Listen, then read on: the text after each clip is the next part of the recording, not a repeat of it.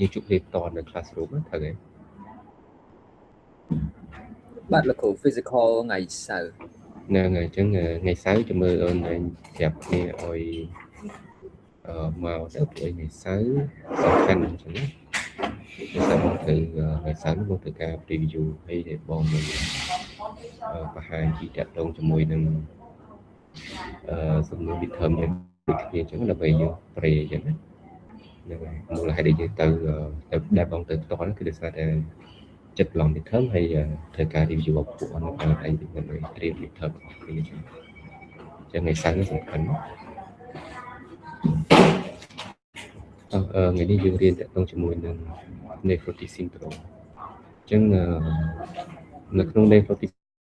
syndrome វាជាមេរៀនមួយដែលធំនៅក្នុង nephrology ហើយបើសិនជាយើងចង់រៀន detail តាក់ទងជាមួយនឹង nephrotic syndrome រៀនកន្លះឆ្នាំក៏រៀនអត់ចប់អញ្ចឹងដោយសារវាមានបញ្ហាស៊ីជម្រៅនៅច្រើនអញ្ចឹងនៅពេលដែលយើងចូលទៅជា BS ជា specialist nephrology ស្មោះអានឹងយើងនឹងសិក្សាស៊ីជម្រៅបន្ថែម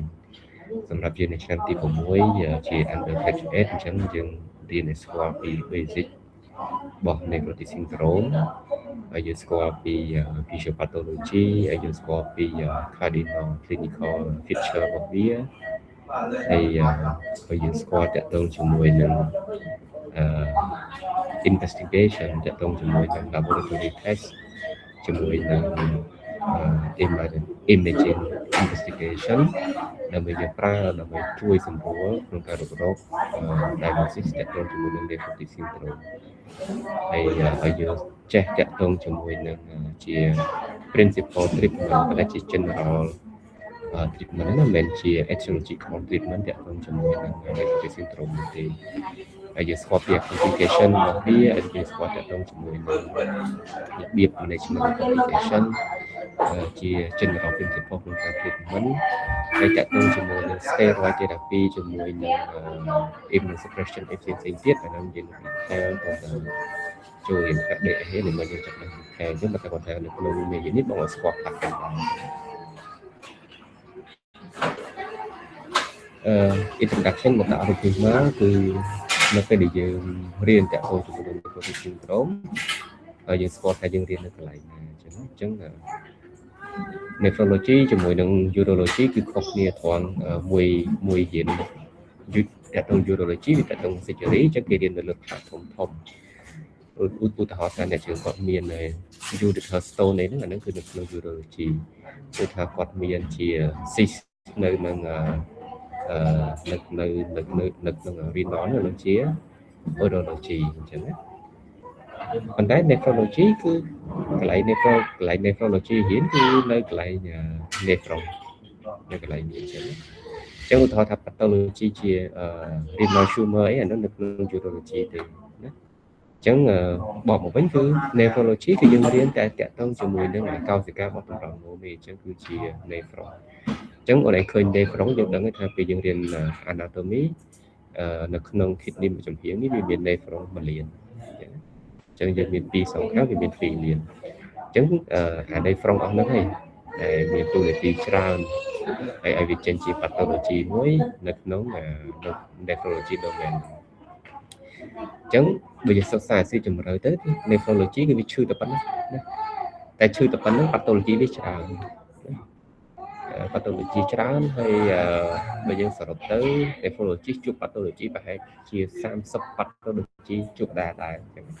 ប៉ុន្តែបើ frequent ជាងគេគឺមានតែប្រហែលជា10 pathology អីទេដែលយើងជួបច្រើនអញ្ចឹងនៅក្នុង nephron នេះវាមានយើងដឹងហើយ anatomy របស់ nephron វាមាន glomerulus វាមាន shipil វាមាន proximal វាមាន Hole វាមាន distal វាមាន collecting duct អញ្ចឹងបើឈឺកន្លែងផ្សេងគ្នាគឺចេញ pathology ក៏ពុកគ្នាដែរអញ្ចឹងបើយើងនិយាយតាក់ទងជាមួយនឹង nephrotic syndrome អញ្ចឹងនៅពេលដែលយើងស៊ូមវាមកនេះដល់ពេលយើងស៊ូមវាមក nephrotic syndrome របស់យើងវាឈឺនៅកន្លែងក្បាលក្លូមីរឿណាកន្លែង filter របស់វាអានេះយើងអាចនិយាយថាជា filter របស់ទីក្រុងនោមនេះពួកក្លូមីរឿហ្នឹងអញ្ចឹងវាឈឺនៅកន្លែងហ្នឹងហើយអាកន្លែងហ្នឹងវាមិនមែនមានតែ nephrotic syndrome មួយ វាមាន mechanism visual pathology វាពីរឈឺកន្លែងនឹងដូចគ្នា mechanism មួយជា nephrotic syndrome mechanism មួយទៀតជា nephritic syndrome មួយ nephro RO មួយទៀត nephri RE នេះឈឺនៅ glomeruli ឈឺនៅ ឈឺនៅអា filter ដូចគ្នាឈឺនៅកន្លែង glomeruli ដូចគ្នាប៉ុន្តែបើសិននៅក្នុងករណីជា nephrotic syndrome គេដាក់សធំសអូកន្លែងដែលយើងរៀននេះ nephrotic syndrome មានន័យថាវាខូចប៉ុន្តែវាខូចpodocyte កោសិកា podocyte វាអត់មាន inflammation ទេអញ្ចឹងណាទីនេះបងនៅប្រហែលថាវាបៀបមកជាមួយនឹងស្បែកបន្តនេះអញ្ចឹងរបៀបnephrotic syndrome ជាមួយនឹង nephritic syndrome វាខុសពីរបៀបមកអញ្ចឹងណាជាតែនេះគឺជា primary pathophysiology របស់វាអញ្ចឹងបើសិនយើងនិយាយពី nephrotic syndrome អញ្ចឹងមានតែឈឺកន្លែង podocyte damage អញ្ចឹងណាអញ្ចឹងយើងមើលអានេះនៅពេលដែលយើងយក glomeruli មួយយើងមក zoom មើលក្នុង glomeruli ហ្នឹងវាមានកោសិកាច្រើនអញ្ចឹងវាមាន endothelium វាមាន ESL ហ្នឹង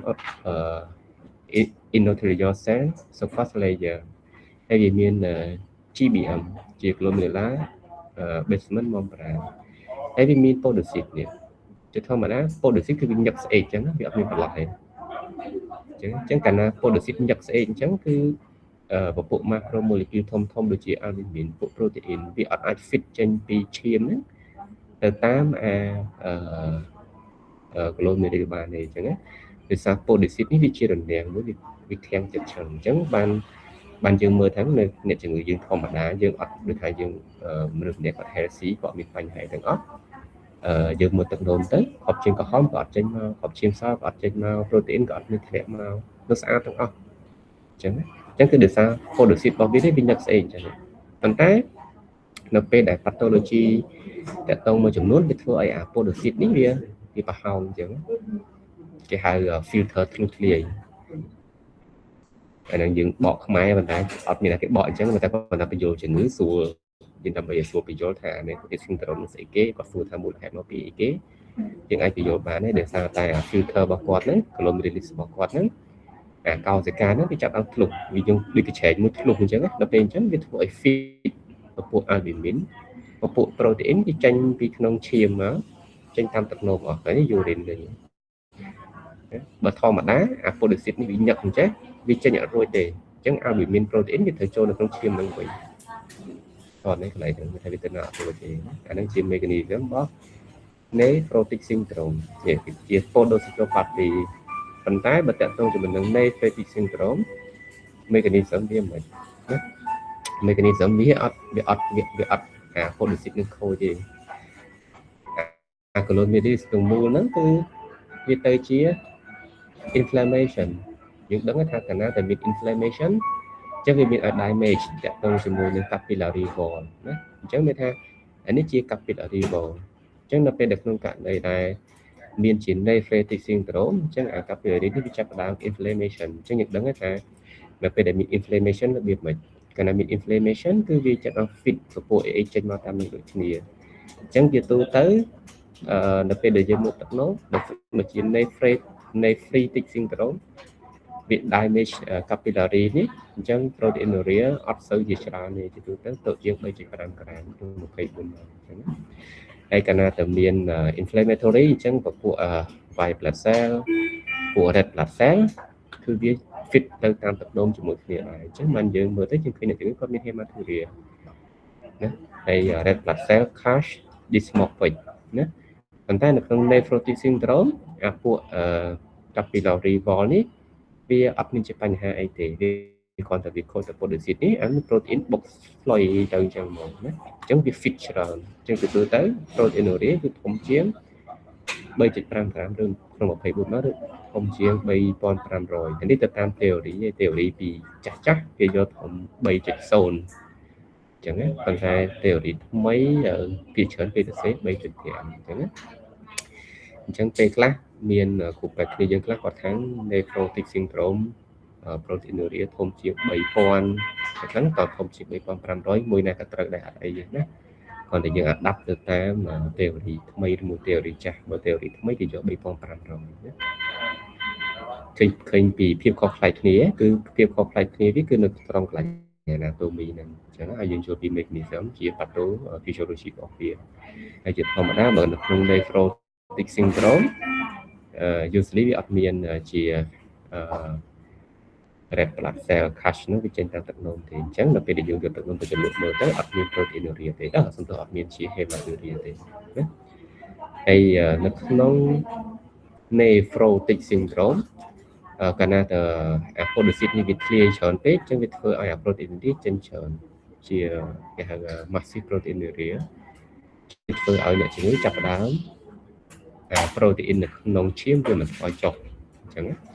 ណាពេលដែល proteinuria ច្រើន protein ក្នុងឈាមថយចុះ albumin គឺវាថយដែល albumin ជា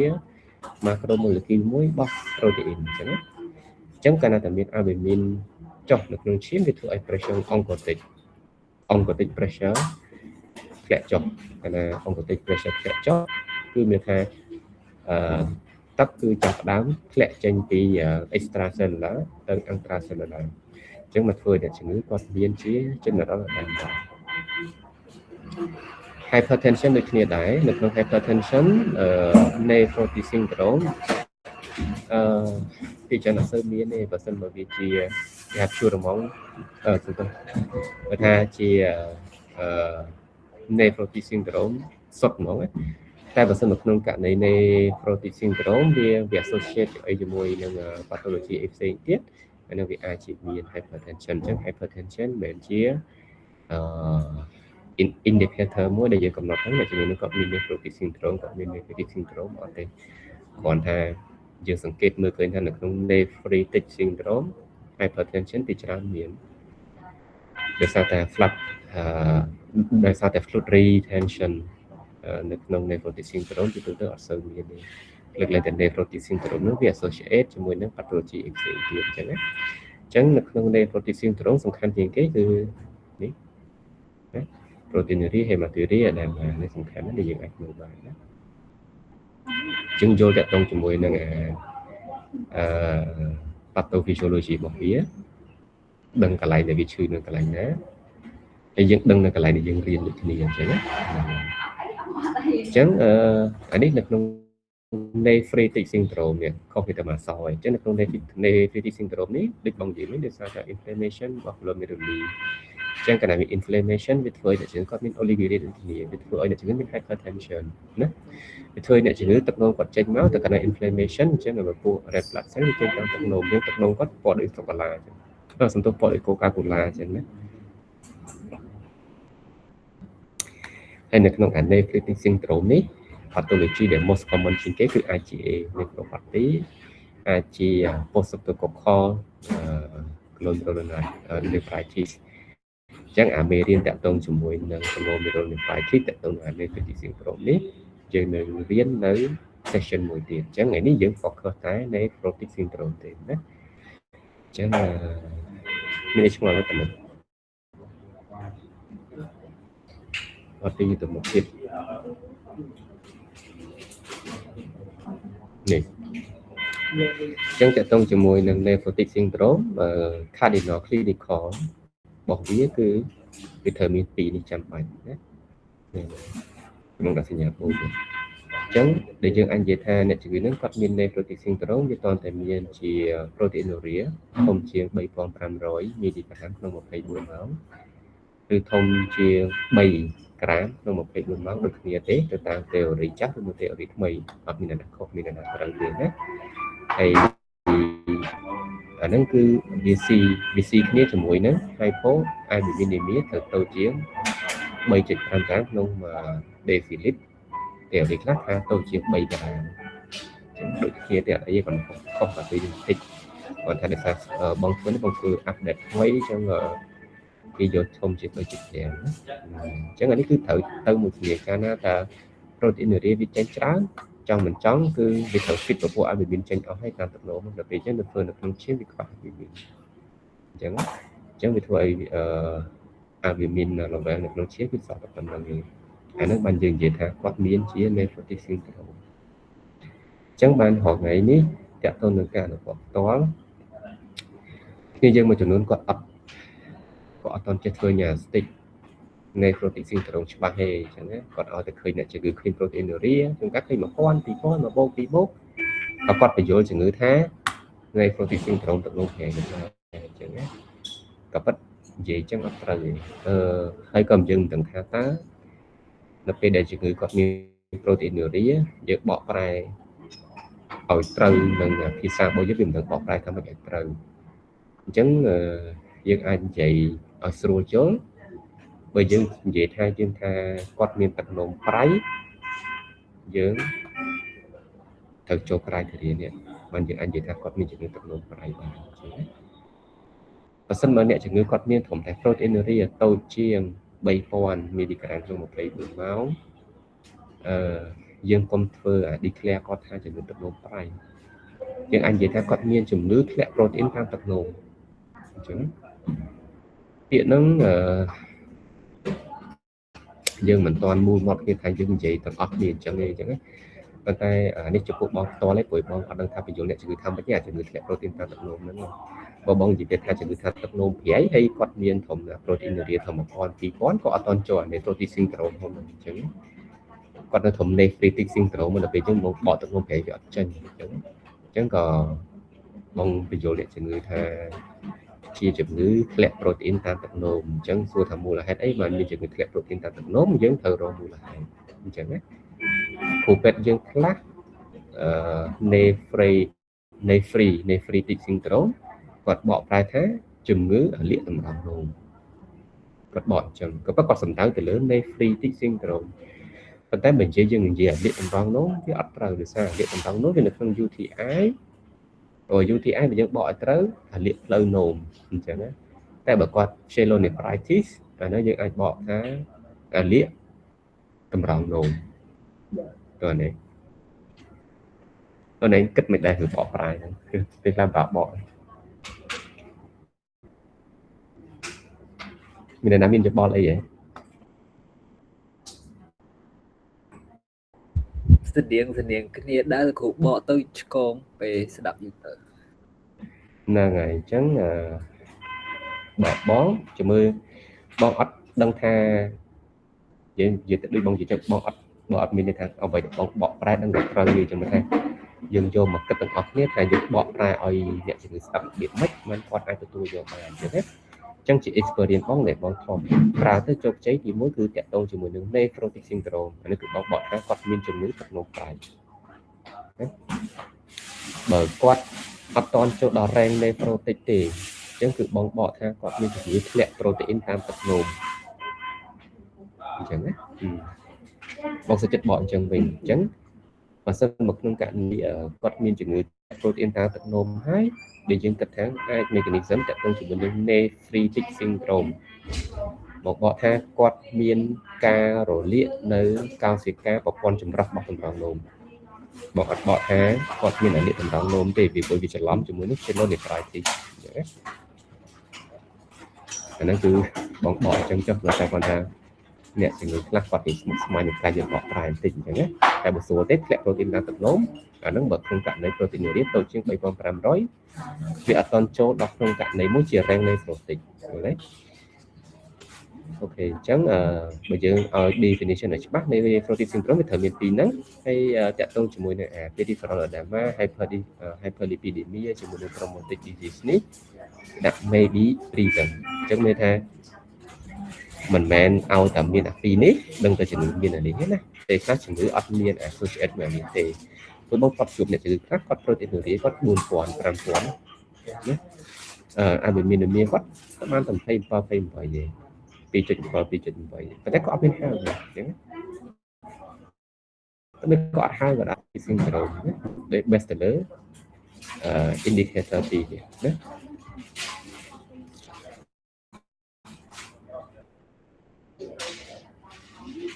អូខេអានេះតើតើជាមួយនឹង nephrotic syndrome etiology វាគឺវាមានប៉ុណ្ណឹងដែលបង summarize เนาะយើងចែកថាជា nephrotic syndrome ជា primary ណាអញ្ចឹងនៅក្នុង primary cause វាមាន minimal change disease វាមាន focal segmental glomerulosclerosis វាមាន membranous nephropathy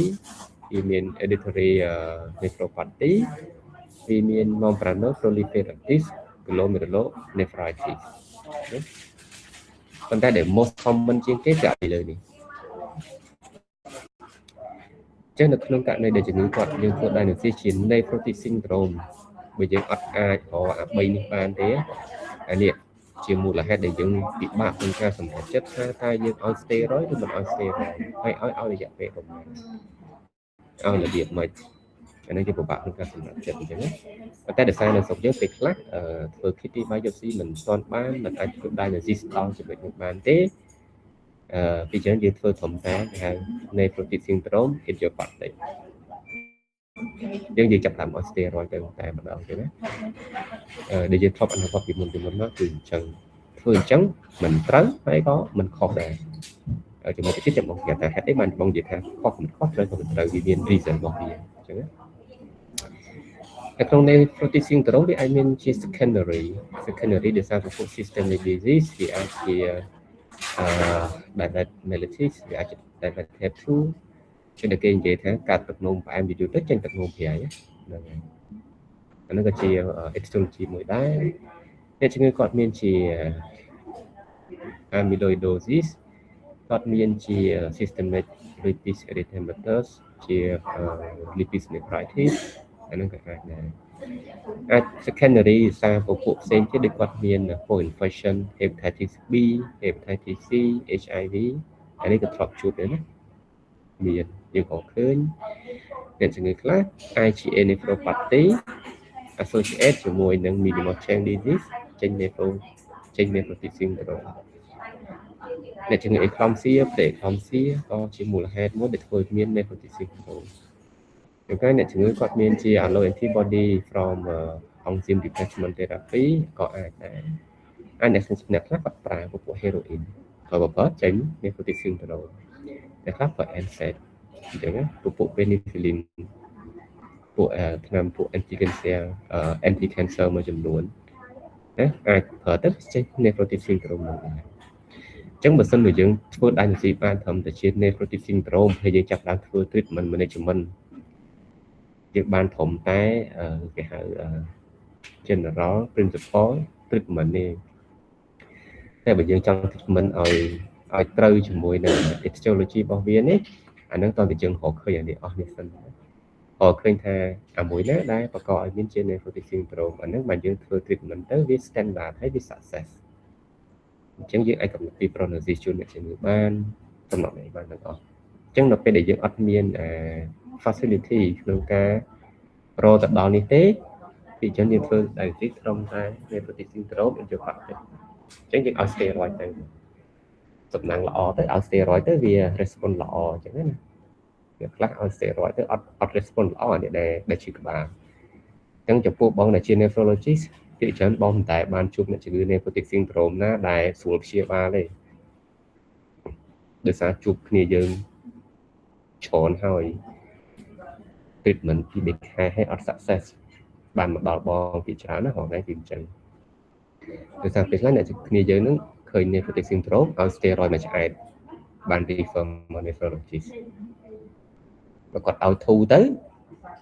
គាត់ធ្វើតាម guideline protocol យើងរហូតដល់ចប់យើងទៅអត់អីទេតែបើអត់ធូរបាន refer មកអញ្ចឹងណាអញ្ចឹងបើបង experience បងពីចឹងមកជួបតែអាអ្នកអត់ធូរអញ្ចឹងកាលណាទៅជួបអត់ធូរមកឲ្យ nephrologist ធ្វើបើយើងអត់មាន facility លើសនឹងដើម្បីរកឲ្យឃើញពពួកអស់នេះទេនៅតែព្យាបាលជំងឺអត់ធូរអញ្ចឹងអានេះបងធ្វើ comparison រវាង nephrotic syndrome ជាមួយនឹង nephritic syndrome ដូចតែលើ slide មិនដែរទេនៅក្នុង nephrotic ឃើញគេដាក់ primary mechanism non inflammatory injury nephritic ជា inflammatory injury អញ្ចឹងហ្នឹងហើយ protein ធ្លាក់អីចឹងទៅអានេះអត់មានអីលើសហ្នឹងទេដូចតែមិញទេអញ្ចឹងអានេះ etiology នេះក៏ដូចតែមិញដែរគាត់ថាមកដាក់ etiology នេះរវាង nephrotic syndrome ជាមួយនឹង nephritic syndrome មកដាក់ compare ទៅជាមួយគ្នាមកយើងស្រួលមើលអញ្ចឹងណាចឹងនៅក្នុង nephrotic syndrome នេះឃើញទេ ជា primary idiopathic glomerular disease អញ្ចឹងបើជា nephrotic syndrome idiopathic គឺវា primary អញ្ចឹងវាមាន3នេះអញ្ចឹងជាធម្មតា3នេះគឺគេដាក់ steroid អញ្ចឹង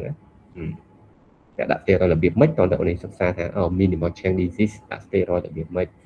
focal segmental glomerulosclerosis ដាក់ steroid របៀបម៉េចមកប្រាណនៅ nephropathy ដាក់ steroid របៀបម៉េចហើយត្រូវ associate ជាមួយ immunosuppressive អីផ្សេងទៀតរើសមួយណាដាក់របៀបម៉េចអានោះតើនិយាយស៊ីជម្រៅដល់នេះចឹងមកបងនិយាយថានេះរៀនកន្លះឆ្នាំក៏រៀនចប់ដែរអានេះគឺ syndrome ហ្នឹងព្រោះវានេះវាធំអញ្ចឹងចឹងគាត់ថាយើង undergraduate តាមឆ្នាំទី6យើងរៀនឲ្យស្គាល់ជា general ណា secondary course ឲ្យបងនិយាយមិនចឹងអត់ស្អីខុសគ្នាទេតាក់ទងជាមួយនឹងអាយុនេះសំខាន់ណាអញ្ចឹងនៅពេលដែលឃើញ nephrotic syndrome ហេតុអីបើយើងដាក់ steroid ទៅ response ណាគឺវាតាក់ទងជាមួយនឹង age relative predominant អញ្ចឹងនៅពេលដែលយើងធ្វើ nephrotic syndrome មើលសិនមកក្នុងករណីអ្នកជំងឺជាកូនក្មេងជាកូនក្មេង 90% ជា minimal change disease អញ្ចឹងណាអញ្ចឹងទៅតាមលក្ខណៈ epidemiology គឺគ្រូពេទ្យអាចវាតម្លៃដឹងហ្មងណាអញ្ចឹងមានតែ 10% ទេដែលអ្នកជំងឺគាត់ resistant ជាមួយនឹងsteroid អញ្ចឹងនៅពេលដែលទៅ start នៅខាង service pediatry ជួប nephrotic syndrome គាត់ឯងកម្រឃើញគ្រូពេទ្យធ្វើ kidney biopsy ទៅហើយឃើញ nephrotic syndrome ដាក់ steroid ទៅហ្មង6ខែឬ4ខែធ្វើតាម protocol ពេលទៅប្រកបបខាដឹងវាមាន protocol របស់គេអញ្ចឹងដោយសារតាក់ទងជាមួយនៅខាង children ជាខាង pediatric អញ្ចឹង mostly 90%ជា minimal change disease ហើយ minimal change disease នេះវាជាទម្រង់អីជាទម្រង់ដែលវា response ល្អជាមួយនឹង steroid វា copy adult វា copy adult ទាំងអីគេ adult ភាគច្រើនមាន minimal change disease ហើយវា associate ជាមួយនឹង focal segmental glomerulosclerosis ជាមួយនឹង membranous nephropathy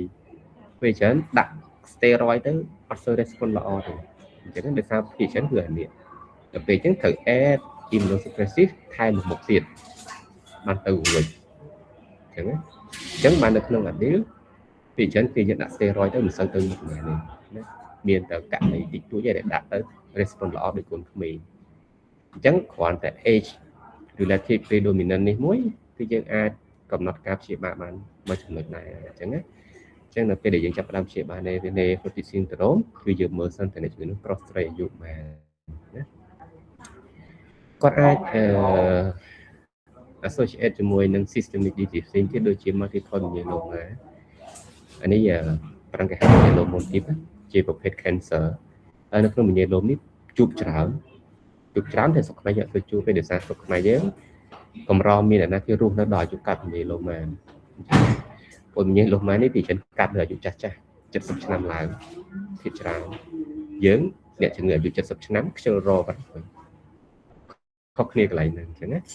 សម្រាប់គេអាយុ70ឆ្នាំគេគិតថាអ្នកជំងឺនៅក្មេងអញ្ចឹងគេចង់ព្យាបាលយើងអាយុ70ឆ្នាំពីច្រើនគិតថាគាត់ចាស់ហើយមិនធ្វើអីទេតែប៉ុណ្្នឹងទៅបានហើយតែជាទូទៅយើងមិនសូវបានធ្វើ diagnosis ដល់អា multiple myeloma នេះណាដោយសារពីច្រើនកាត់លើចាស់អាចអ្នកជំងឺមានជា malignancy associated glomerulopathy អានេះបងធ្លាប់ជួបដែរ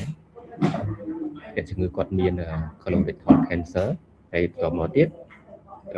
manifestation ជា clinical របស់គាត់ចេញមកជា nephrotic syndrome ហើយអ្នកជំងឺអត់ដឹងថាខ្លួនឯងមាន colorectal cancer ទៀតអញ្ចឹងគាត់ថាគាត់ទឹកនោមព្រាយប៉ុន្តែដល់ពេលដោយសារគាត់អាយុច្រើនអញ្ចឹងនៅពេលដែលយើងឃើញអញ្ចឹងគឺបងគិតឃើញថាអ្នកជំងឺនេះមិនមែនជា primary cause ទេមិនមែនជា idiopathic ទេប្រកបជា secondary អញ្ចឹង secondary ដោយសារអីគេបងគិតថាជា secondary ដោយសារអីមួយចុងក្រោយបងព្យាយាមរកតាក់ទងជាមួយនឹង colorectal cancer ឲ្យគាត់ធ្វើ colonoscopy ជាមួយ cystoscopy finally យើងក៏ឃើញថាគាត់មានជា cancer នៅ colorectal ហ្នឹងអញ្ចឹងវាតតែយើងព្យាបាលតាក់ទងជាមួយនឹង colorectal cancer ហ្នឹងបានអា nephrotic syndrome របស់យើងហ្នឹងអាច control បានអានេះក៏បងធ្លាប់ជួបដែរជួបច្រើនខែដែរអូខេអញ្ចឹងគេនិយាយថា nephrotic syndrome ជា typical pathologic pattern របស់វាជា lymphocyte injury without inflammation coffee nephritic syndrome ជា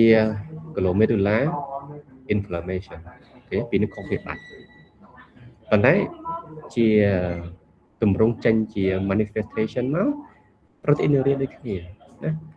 គាត់ថាបើ nephrotic syndrome តើធំជាង 3500 ចាំកន្លែងហ្នឹងណានេះ mechanism ពីខុសគ្នាបាត់មកណា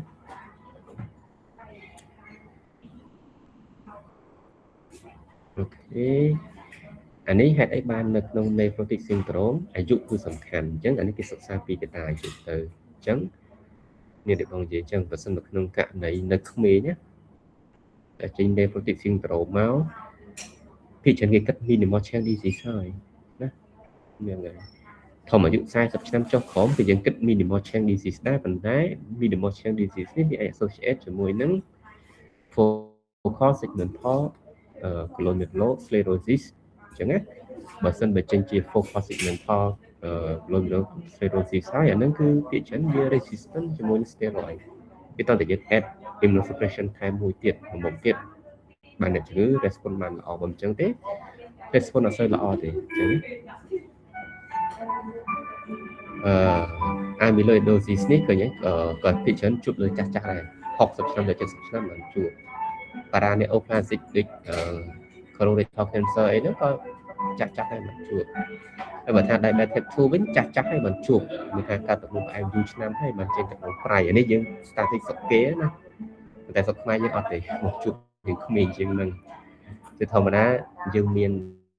diabetes ហើយ complication ឲ្យចេញជា nephropathy diabetes នេះក៏10ឆ្នាំដែរ10ទៅ20ឆ្នាំតែនៅស្រុកយើងពេលខ្លះ early ជាង10ឆ្នាំដោយសារតែជួនកាល5ឆ្នាំគាត់ខ្វល់ហ្នឹងគាត់អត់ treatment ហ្មងគាត់ຕົកជាស្ករនៅខ្ពស់អញ្ចឹងចុងក្រោយ5ឆ្នាំក្រោយចេញទឹកនោមប្រេបាទ nephrotic syndrome secondary ដោយសារ diabetes បាទអញ្ចឹងណាតែយើងរៀង early ជាងនៅ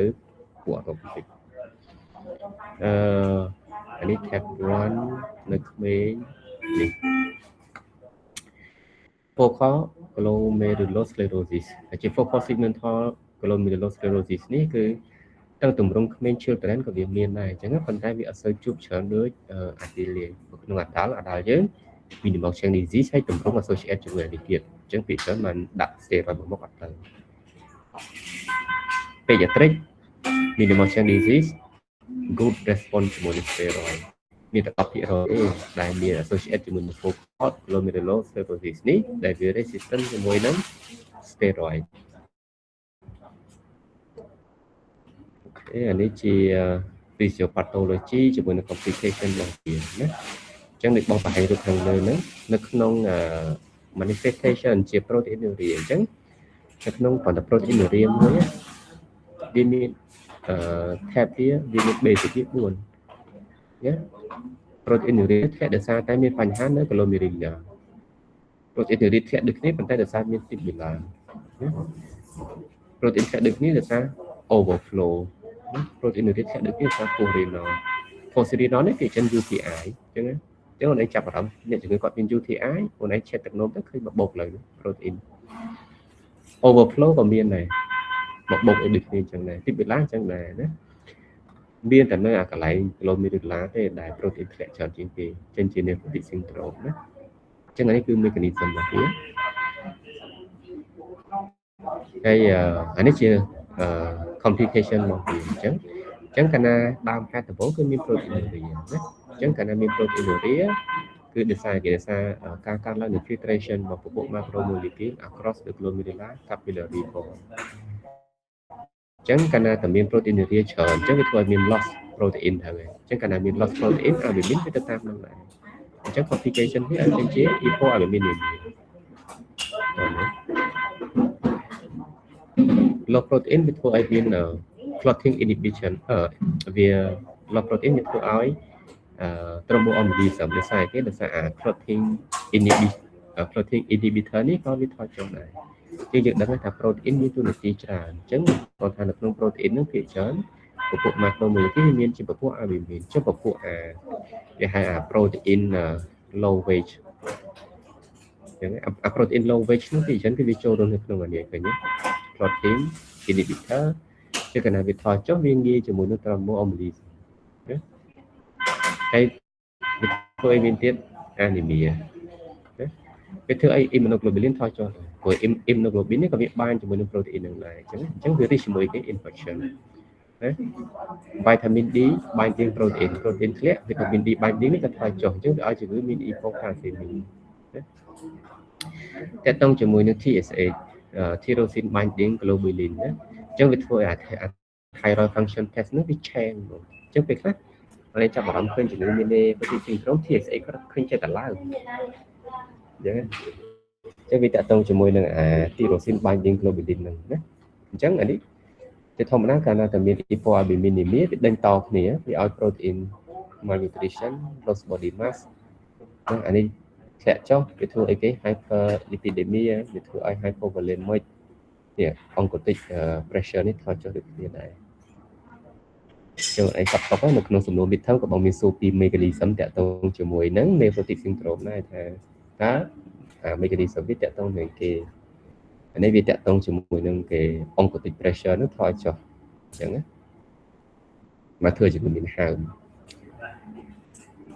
កាលណា hypoalbuminemia យូរទៅវាអាចចេញជា acute kidney injury ដោយសារតែ hypovolemic ឬមួយក៏ sepsis វាមាន edema នេះណា oncotic pressure នោះថយចុះ primary renal sodium retention នៅក្នុង blood chain bill នោះវាអាចចេញជា hypertension ហើយអ្នកជំងឺកាលណាតើវាមានធ្លាក់ទៀតពេកវាអាចចេញជា ascites វាជា pleural effusion អីនោះគឺមានទាំងអស់មកជាមួយគ្នាណាមានធំមានសំណួរហ្នឹងតាក់ទងជាមួយនឹង oncotic pressure ថយចុះនេះក្នុងការធ្វើ diagnosis ជាមួយ evaluation នៅក្នុង diagnosis ជាមួយ evaluation ទី1គឺbọnឯងត្រូវ assessment តាក់ទងជាមួយនឹង proteinuria អញ្ចឹងក្នុងការកំណត់ថាអ្នកជំងឺមាន proteinuria អញ្ចឹងក្នុងការធ្វើ assessment យើងមាន3បងឯងអាចប្រើមួយណាក៏បានដែរអញ្ចឹងណាបងឯងប្រើ method 24 ម៉ោង urine collection អានេះប្រើបានតាអានឹងល្អជាងគេ gold standard នោះប៉ុន្តែជា gold standard មែនប៉ុន្តែវាញ៉ៃមួយគឺវាហៅ convenience សម្រាប់អ្នកជំងឺហ្នឹងវាពិបាកព្រោះអ្នកជំងឺទៅណាអត់រួចត្រូវនៅផ្ទះអង្គុយត្រង់ទៅនោះមានគ្រប់24ម៉ោងអញ្ចឹងវាពិបាកឃើញអញ្ចឹងបានគេបង្កើតmethod ផ្សេងទៀតវាជា UPCR ជា spot urine protein to creatinine ratio អានេះយើងប្រើ urine random យើងអត់ទុក24ម៉ោងទេណាអញ្ចឹងយើងអាចប្រើ method នេះបានយើងមើល UPCR យើងប្រើក្នុង urine random ដុំស្មើណាក៏បានដែរយកកន្លះកំប៉ុងយើងទៅមើលទៅវាលឿនវា convenient ណាប៉ុន្តែពី limitation របស់វាអត់សូវដែរវា accurate វាបើយើងប្រៀបធៀបជាមួយនឹង24ម៉ោងអត់សូវ accurate ទេប៉ុន្តែ acceptable អញ្ចឹងឥឡូវហ្នឹងមិនថានៅអឺរ៉ុបមិនថានៅខ្មែរយើងឥឡូវនេះក៏ពួកបងចាប់តាមចូលចិត្តប្រើតាក់ទងជាមួយនឹង UPCR ដែរទោះបីវាមិន accurate 100%ប៉ុន្តែយើងអាចចូលជាការបានអញ្ចឹងណាអញ្ចឹងមានន័យថាឧទាហរណ៍ថាបើសិននៅក្នុងករណីយើងធ្វើអា UPCR យើងធ្វើអា ratio របស់វាទៅបើឃើញឧទាហរណ៍ថា ratio 4.9 អញ្ចឹង ratio 4.9 មីលីក្រាមក្នុងក្រាមអាហ្នឹងគឺប្រហែល 4.9 ក្រាមក្នុងមួយថ្ងៃទេយើងអាច estimate ស្មើនឹង24ម៉ោងបានណាតែដូចបងនិយាយអញ្ចឹងបើសិននៅក្នុងករណីពីដើមឡើងហើយយើងមើល UPCR ហើយដល់ពេលដែលយើង follow up UPCR ទៅធ្វើតនេះរហូតចឹងទៅយើងអាចយកជា marker មួយក្នុងការ follow up បានចុះតាក់ទងជាមួយនឹង UACR នេះអានេះយើងមើលតែ albumin នេះមានថា albumin creatinine ratio ពីនេះខុសគ្នា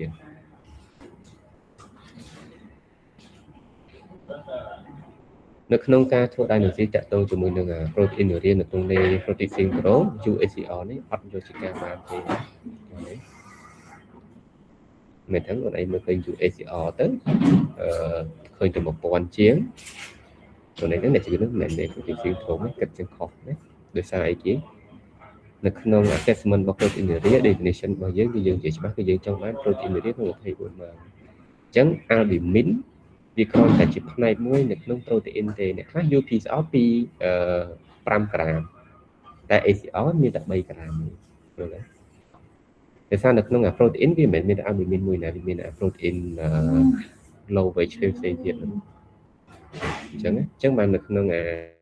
UACL នេះគេអត់យកជា good marker នៅក្នុងការធ្វើ diagnosis ជា nephrotic syndrome ទេអញ្ចឹងបើគេយកតែ2នេះទឹកនោម24ម៉ោងឬមួយ UPCR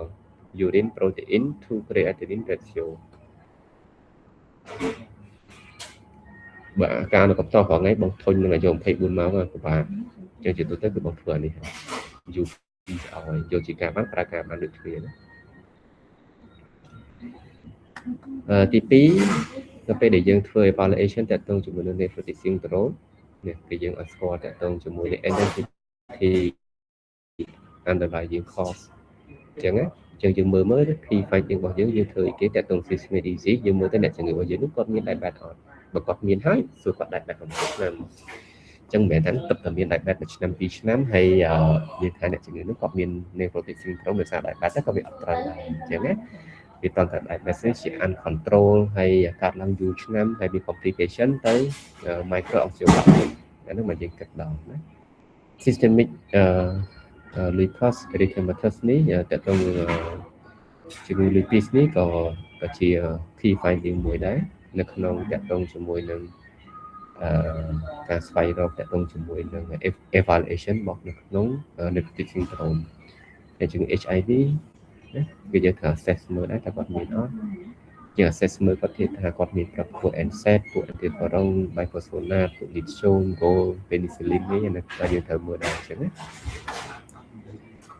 ហើយរោគសញ្ញាផ្សេងទៀតអាចមាន RAS មាន arthritis neuropathy infection history ដែលយើងត្រូវមើលដែរតើតើជាមួយនឹងក្នុងការធ្វើ diagnosis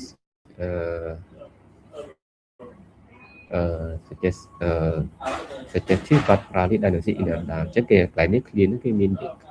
នន័យថាត្រឹមតែ history ជាមួយនឹង physical examination ប៉ុណ្ណឹងអត់មានតួនាទីក្នុងការ suggestion នៅក្នុងការធ្វើរោគវិនិច្ឆ័យទេអញ្ចឹងណាបានគេនិយាយថា rarely diagnosis in adult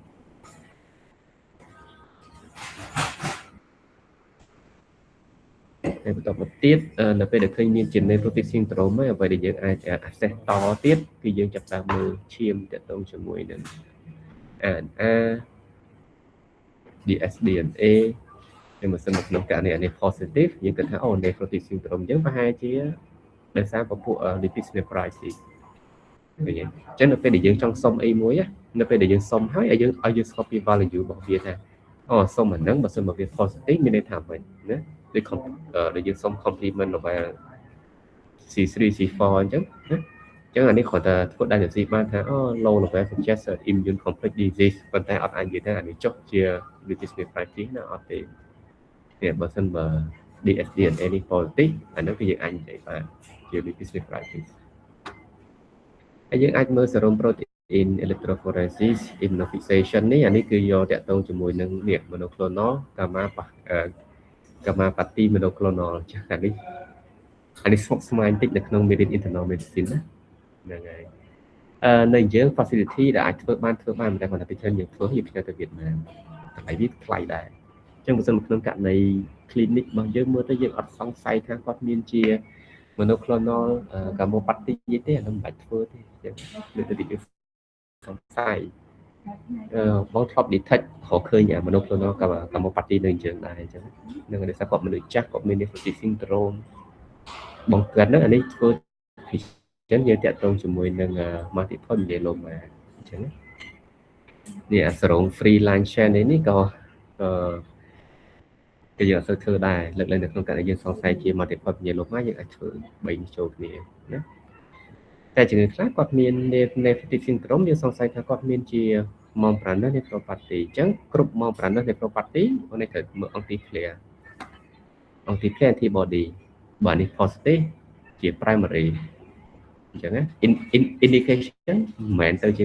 steroid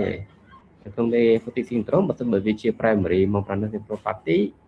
ទៅ rituximab វិញជា immunosuppressor ក្រៅពី rituximab យើងអាចប្រើពពួក tacrolimus វាអាចទៅរួចអញ្ចឹងប៉ុន្តែអត្រាជោគជ័យចាញ់ពពួក rituximab នេះយើង assess មើល hepatitis B ឬមួយ hepatitis C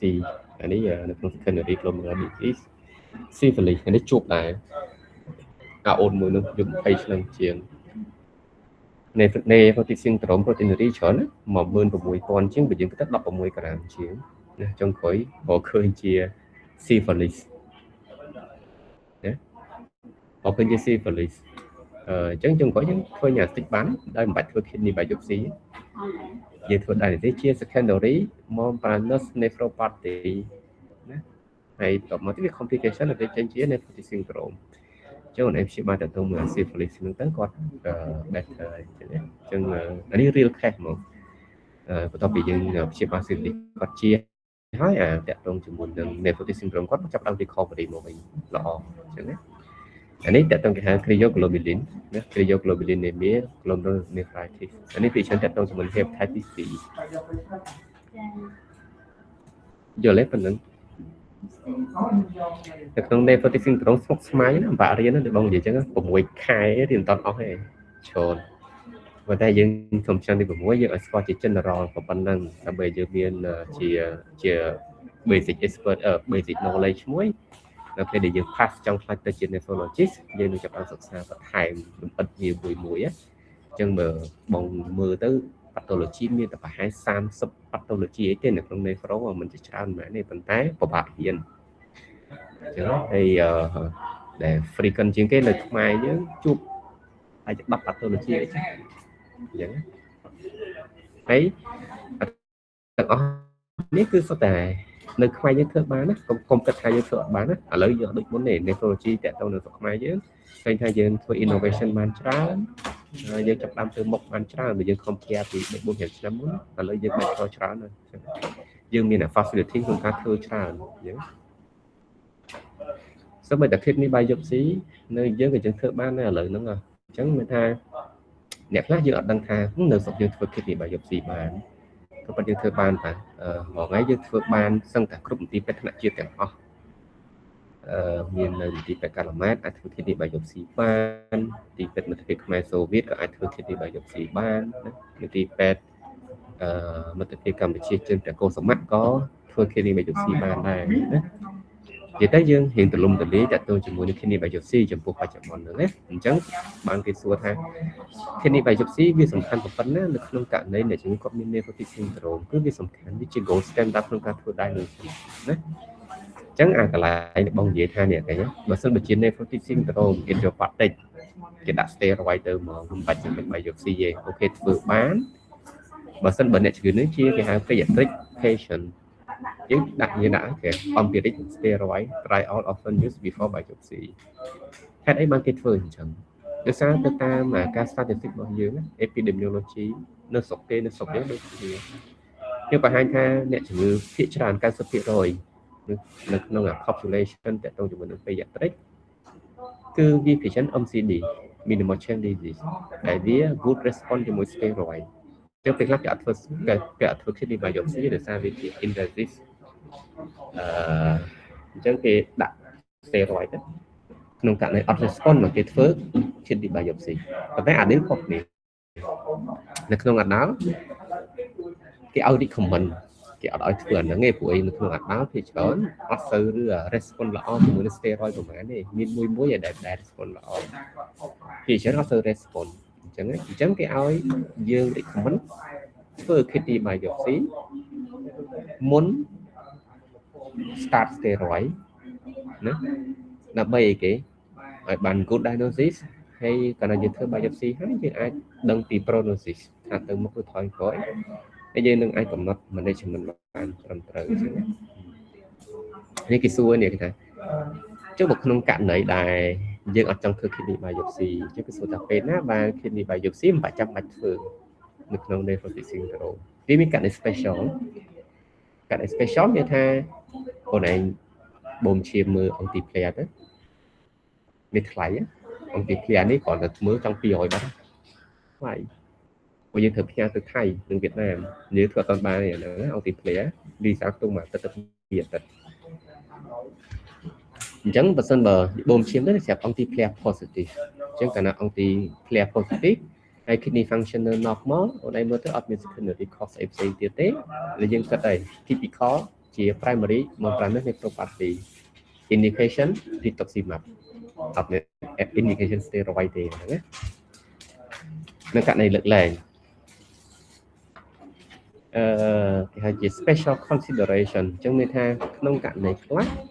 chia sẻ là chứng lipid đó là lipid thì mình có khoảng 5 stage stage 1 stage 2 stage 3 stage 5 stage 4 stage 5 mình sẽ class chẳng là lipid nó một class 3 class 4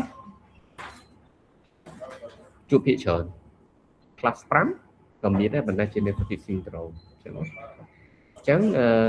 và sân mực nông cạn này ở đâyคือ DNA RNA DNA positive còn đây thuộc diagnosis chia lipid nephritis bạc hao chẳng đấy cho về class được không lipid nephritis class bong ọtฝึกในใบยกซี่กับบองจากนั้นกริดมันเติมใจมาดองถึงในใจยังถูกได้สิเคยหายcòn tại giờ mình đăng khá tới bên classของมันแต่ยังกัดมือตามคลินิกบอกก่อนยังกัดมือตามลองซีบอกก่อนที่จะเอาก่อนจะในclass ไม่class บุญยังไอ้สมาร์ทดังใจสติรอยได้ใช่ไหมจะมีเป็น condition ปีนี้ให้ได้ยังกัดหาปัจจัยบัตรฝึกในใบยกซี่hay đừng ấy cái pediatricianยังไอ้ start treatment เติมมาตอนนี้เป็นนั้นviệc thì này bài dược sĩ được cái bông gì mà chắc việc phải đi học tiền được lần thế lời miền H con đau bông gì là sao khó hơn nhẹ lực rồi nhưng xong xuôi mùi cho ta xuống lực rồi lực nông ở nơi chúng xin có một sân chỉ quát mình miền chi minimal change disease con miền associate chỉ mùi FC hay riêng chậm mạnh ao immunosuppression được qua thời lúc rồi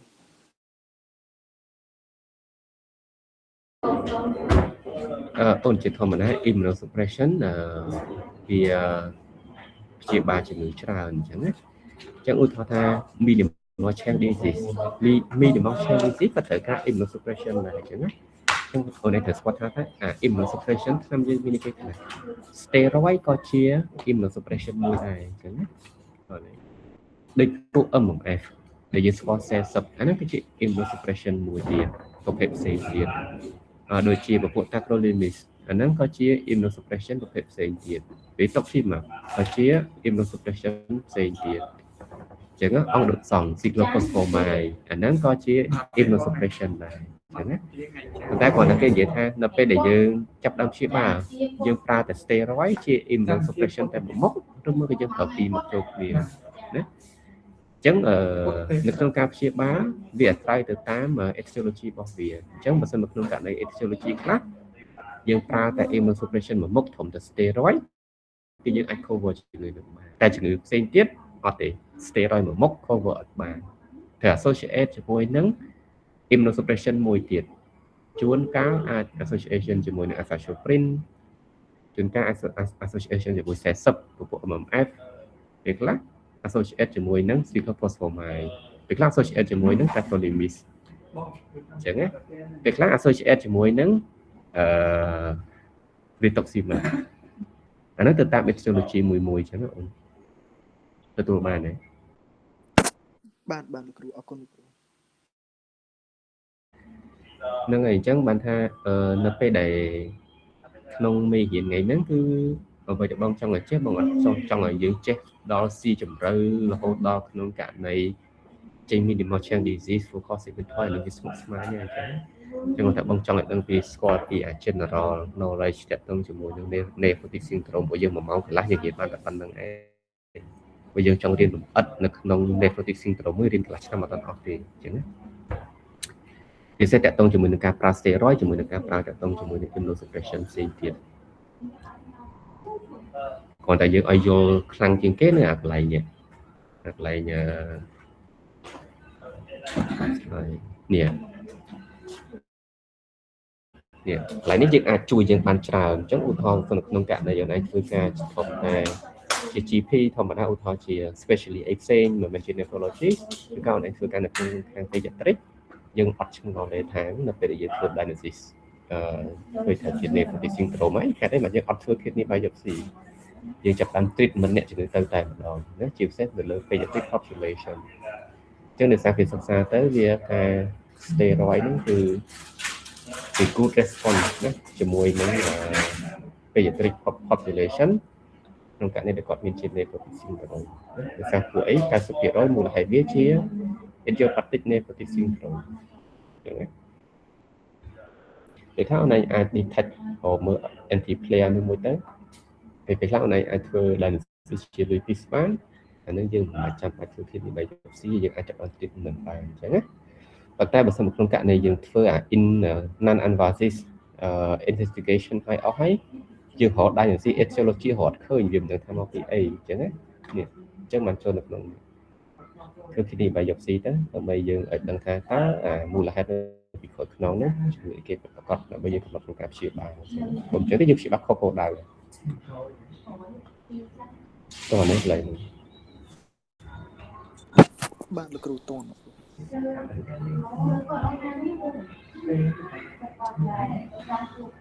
ជំងឺអានេះយើងចូលដល់ treatment អញ្ចឹងដើម្បីយើងសម្រាប់ពី3នាទីសិនទៅទុកទឹកអីសិនណាចាំតិចទៀតចាំយើងចូល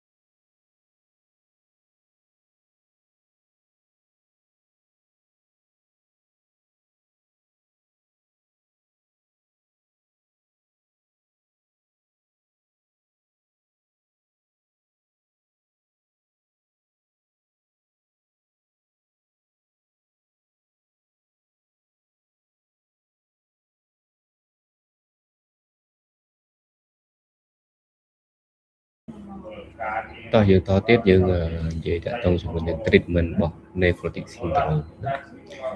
ជាធម្មតានៅក្នុងការធ្វើ treatment ក្នុងការធ្វើ treatment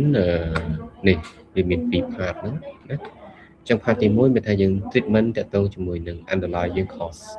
អញ្ចឹងតើយើងស្គាល់ cause នេះតែអ្នកជំងឺយើងគាត់ nephrotic syndrome etiology គាត់ជាស្អីគេយើងចាប់តាម treatment etiology របស់នឹងណាអញ្ចឹងបើ etiology គាត់ជា minimal chain disease treatment បែប minimal chain disease គាត់ជា focal segmental glomerulosclerosis យើង treatment បែបហ្នឹង membranous nephropathy យើង treatment បែបហ្នឹងអញ្ចឹងណាបើគាត់ជា diabetes តើយើង treatment diabetes ឲ្យល្អបើយើងតាក់ទងជាមួយនឹងធ្វើឲ្យ outcome improve របស់ nephrotic syndrome នោះវាល្អដូចគ្នាអញ្ចឹងបើសិនបើគាត់មាន hepatitis B hepatitis C HIV តើយើង treat របស់ពួក អន្តរាយវាស្ខុសអស់ហ្នឹងអញ្ចឹងណាអញ្ចឹងបាន nephrotic syndrome នេះវាទៅតាមហ្នឹងដែរអញ្ចឹងកន្លែងនេះមិនមែនមានន័យថាគ្រប់ nephrotic syndrome ស្មើនឹង steroid ទេគិតអញ្ចឹងអត់ត្រូវទេណាគ្រាន់ថាភាគច្រើនមួយផ្នែកធំ nephrotic syndrome ជាទម្រង់ idiopathic អញ្ចឹងនៅក្នុង idiopathic វាមានអាពីរនេះអញ្ចឹងអាពីរហ្នឹងដែល indication ក្នុងការប្រើ steroid អញ្ចឹងណាប៉ុន្តែមិនប្រកាសថាប្រើ steroid វាត្រូវតែ good response ទាំងអស់ទៀតតើនេះហើយយល់កន្លែងហ្នឹងណាអញ្ចឹងឲ្យចាំមកវិញថា nephrotic syndrome មិនមែនស្មើ start steroid ទេអញ្ចឹងណា start steroid ក្នុងលក្ខខណ្ឌជា primary nephrotic syndrome ឬមួយក៏ជា idiopathic nephrotic syndrome ពាក្យថា idiopathic nephrotic syndrome វាត្រូវវាគេសំដៅលើពីរនេះជា minimal change disease ជាមួយនឹង focal segmental glomerulosclerosis គឺយើងសំដៅលើពីរហ្នឹងប៉ុន្តែនៅក្នុងពីរហ្នឹងមិនមែនមានន័យថាពីរនេះត្រូវតែ good response ជាមួយ steroid ទាំងអស់ទៀតវាមានប្រហែលទង 15% 10% វាអត់ response ជាមួយនឹង steroid ទេវា resistant natural ជាមួយនឹង steroid អញ្ចឹងត្រូវការ add another immunosuppressive ដើម្បីក្នុងការព្យាបាលអញ្ចឹងណាយល់ទេកន្លែងហ្នឹងនេះអ្វីដែលយើងត្រូវចេះនៅក្នុងយើងជាថ្នាក់ឆ្នាំទី6 undergraduate អញ្ចឹងអ្វីដែលយើងត្រូវចេះគឺកន្លែងនេះសំខាន់គេថា management of the common complication នេះអញ្ចឹងនៅក្នុង management នៃ nephrotic syndrome ជា management of common complication អញ្ចឹងធម្មតាយើងដឹងថា nephrotic syndrome យើងមាន proteinuria អញ្ចឹងយើងត្រូវចេះ treatment ទាក់ទងជាមួយនឹង proteinuria អញ្ចឹងនៅក្នុង management proteinuria គឺមានថាយើងអាច start ពីពួក ACE ARB អញ្ចឹងមកនៅក្នុង ACE ARB គេនិយាយថាជា nephroprotector អញ្ចឹងណាដោយសារអី mechanism វាគឺមានថាកាលណាយើងប្រើ ACE ប្រើ ARB គឺធ្វើឲ្យ intraglomerular pressure ហ្នឹងថយចុះអញ្ចឹងវាធ្វើឲ្យ protein excretion ហ្នឹងថយចុះវាធ្វើឲ្យ slow rate of disease progression អញ្ចឹងណាគាត់នេះអញ្ចឹងមកថាអានេះគឺគាត់ទៅបញ្ជាក់ថាក្នុងការប្រើ ACE ឬ ARB នេះ low risk របស់ side effect អញ្ចឹងបើសិនមក GFR ធំជាង40 ml ក្នុងមួយក្នុង1ជ្រៅ 1.73 ម៉ែត្រការ៉េអានឹងប្រើ ACE ARB safe អត់ស្មាន risk អីទេអញ្ចឹងតែមិនប្រកាសថាបើ GFR ទៅជាង40ប្រើអត់បានទេមិនអញ្ចឹងទេប្រើបានអញ្ចឹងចឹងហើយគេនិយាយទៀតថាអូនៅពេលដែលយើងចេះប្រើ ACE ប្រើ ARB អូនឯងត្រូវដឹងថាណ៎ side effect របស់ ACE ARB គឺអីគេ serum potassium ណាចឹងកាលណាប្រើពីនេះទៅគឺវាគេហៅ tendon ក្នុងការឲ្យឡើងជា hyper kaliemia ចឹងនៅពេលដែលប្រើ ACE ប្រើ ARB ប្រយ័ត្នពីគេគឺ potassium ចឹងមិនយើងត្រូវស្គាល់ baseline របស់ potassium ប្រមាណមុននឹងយើងប្រើណាវាឃើញទេ initial serum potassium in the low normal range អញ្ចឹងមកថាបើមុនប្រើpotassium នៅ normal range ក៏នឹងប្រើតែមិនសូវអីទេមិនមែនមានថាយើងអូនឯងមើល baseline ទៅឃើញ potassium 6.ហើយនៅប្រើ ACE ARB ទៀតអានឹង high risk ណាព្រោះប្រើទៅវាឲ្យ tendency ក្នុងការឡើង potassium មួយនេះតែនឹងមានអីឆ្ងល់ទេលោកគ្រូករណីកន្លែងហ្នឹងបើសិនជាយើងឲ្យឆ្នាំហ្នឹងទៅករណីឡើង potassium យើងអាចប្រើឆ្នាំណាមួយដើម្បីអបដើម្បីឲ្យវាបញ្ចុះ potassium ខ្លាំងបានទេជាទូទៅគេឲ្យទំនោរទី1គឺឲ្យយើងធ្វើ education អញ្ចឹងណាអញ្ចឹងមានថាបើសិនមកឲ្យទៅឡើងយើងមើលថាឲ្យឡើងក្នុងកម្រិតណាបើអត់តប្រកាសអាសន្នទេឧទាហរណ៍ឡើងក្នុង5ចុចអញ្ចឹងក្នុង5ចុចបងអត់បារម្ភអីសោះហ្មងបន្តទៀតហើយយើងចាប់ដើមរកមូលហេតុថាហេតុអីបានអ្នកជំងឺគាត់ tendency ក្នុងការឡើងដោយសារគាត់មាន CKD ឬមួយដោយសារតែគាត់តាក់ទងជាមួយ diet របស់គាត់អញ្ចឹងណាជួនកាលគាត់ញ៉ាំអាហារដែលសម្បូរជាតិ potassium ច្រើនអញ្ចឹងអ្វីដែលយើងត្រូវធ្វើយើងធ្វើ education ឲ្យគាត់ស្គាល់ថាតើអាហារហ្នឹងមានជាតិ potassium ច្រើនហើយយើង harmful ឲ្យគាត់ហូបទេអញ្ចឹងណាតែបើសិនក្នុងករណីគាត់មាន CKD បើគាត់មាន CKD គាត់ចូលទម្រង់ advanced stage 4 stage 5 អីហើយគឺអានឹង tendency natural tendency របស់CKD stage 3 stage 4 stage 5គឺវាឲ្យ potassium ឡើងមកអញ្ចឹងណាអញ្ចឹងបើសិនបើវាឡើង ធំ5ចុចនិយាយទៅក្រោម6ចុចយើងនៅតែបន្តអញ្ចឹងយើងសុខចិត្តឲ្យគេហៅ potassium binder ពួកកាយជាសាឡាតដើម្បីបញ្ចុះវាមកវិញយើងអាចឲ្យ off ទៅអញ្ចឹងបានតែក្នុងករណីដែលថាយើងឲ្យហើយយើងធ្វើ education បានល្អហើយអញ្ចឹងណាយើងរកទៅមិនមានមូលហេតុផ្សេងទេយើងចោទថាអូមកពីអានេះមួយហើយយើងឲ្យទៅលើស្រាប់ potassium ធំជាង6ចុចគឺថា 6.5 យើងអត់មានជំរឿនអីក្រៅពីដកអានឹងចេញអញ្ចឹងណាប៉ុន្តែសួរតែយើងចង់ដកអត់យើងអត់ចង់ដកអីយើងចង់បន្តអញ្ចឹងណាតោះនេះអញ្ចឹងបន្ទាប់ពីសួរថាដកអានេះចេញធ្វើមិនទៅដកអានេះចេញឥឡូវនេះគឺ guideline ឆ្នាំ2026ចេញថ្មីគឺគេចាប់ផ្ដើមសិក្សា trial តលកាទី3ហើយពពួកគេហៅ anti aldosteronis ដើម្បីយកមកប្រើជំនួសអានេះដែលវាអត់មាន tendency នៅក្នុងការឲ្យ potassium ឡើងណាប៉ុន្តែគ្រាន់ថា FDA មិនទាន់ approve 100% ពួកយើងប្រើអីចឹងណាចាំមើលខែ3ចុងខែ3នេះពេលបងទៅជប៉ុននិយាយតាក់ទងជាមួយនឹង World Congress របស់ Nephrology គេនឹងនិយាយតាក់ទងជាមួយនឹង anti aldosterone នេះហ្នឹងឯងតើជាមួយគេ upgrade ដល់ណានឹងចាំមើលបង inform មកវិញចឹងណា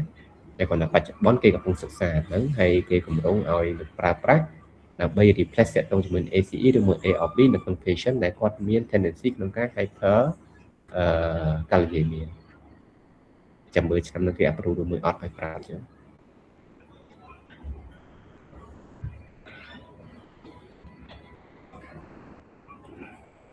ប៉ុណ្ណឹងតអត់ទៀតតន់លោកគ្រូអរគុណអូខេតោះយើងទៅផុតទៀតហើយកន្លែងនេះមានអ្នកជំងឺគាត់ធ្លាប់ឆ្ងល់ដែរគាត់ថាគាត់មាន proteinuria យើងចង់ឲ្យ ACE ឬ ARB យើងដឹងថានេះមានទំនោរមួយបញ្ចុះសម្ពាធឈាមគាត់ថាពូសម្ពាធឈាមខ្ញុំតែ10 11ហ្នឹងអញ្ចឹងឲ្យអាហ្នឹងទៅវាបញ្ចុះចេញ shock ហើយគាត់សួរចឹងត្រូវវាសួរអត់ត្រូវទេអញ្ចឹងណាអញ្ចឹងនៅពេលដែលឲ្យអាហ្នឹងឲ្យសុំមើល BP គាត់ផងអញ្ចឹងណាបើ SBP គាត់ទាបឲ្យ start small dose ទៅបានណាយើង start ដើម្បីចង់បានតែF យើងចង់បាន FA តកតងជាមួយ anti proteinuria យើងអត់ចង់បាន FA បន្ថយ pressure ទេណាអញ្ចឹងមុនឲ្យបោះតាំងខ្ញុំគាត់ផងហើយគាត់ជួយ follow up យើងផង